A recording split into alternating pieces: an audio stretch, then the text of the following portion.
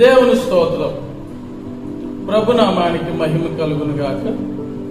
క్రీస్తునందు ప్రియులారా, మీ ఎదుటకు ఈ విధంగా రావడానికి ప్రభు మహత్తరమైన కృపను మీ ఎడల నా ఎడల విస్తరింపజేస్తున్నాడని నేను నమ్ముతున్నాను. కొన్ని వారాలు మీ ఎదుటికి రాకుండా ఉండడానికి కారణం మరి ఆరోగ్య పరిస్థితులు బాగలేనందువలన మీ ఎదుటికి రాలేకపోయాను.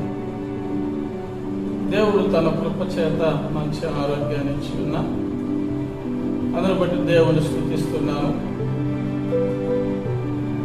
కొంత వాక్యాన్ని తెలుసుకుని ప్రభు నామములో ముందుకు కొనసాగదా. దానియేలు రాసిన గ్రంథము 6వ అధ్యాయం 10వ వచనం.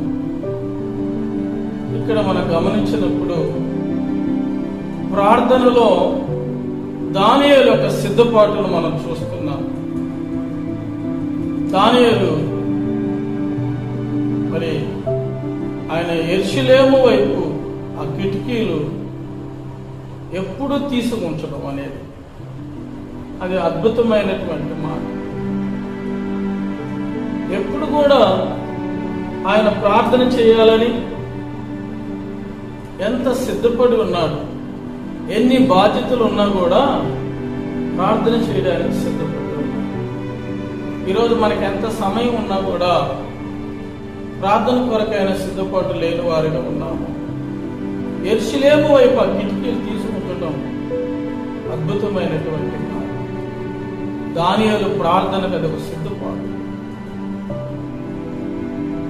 అంటే బబులోను చెరలో ఉన్నటువంటి ఇజ్రాయెల్ ప్రజలు విడిపించబడాలని, పాడైనటువంటి కాల్చబడినటువంటి యెరూషలేము పట్టణమును మందిరాన్ని కట్టాలని ఎంత ఆసక్తి భారం దానియేలులో ఉన్నందునే కదా. కాబట్టి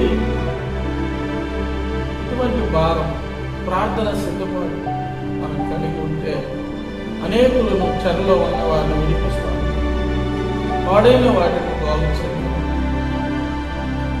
అటువంటి గొప్ప దేవుడు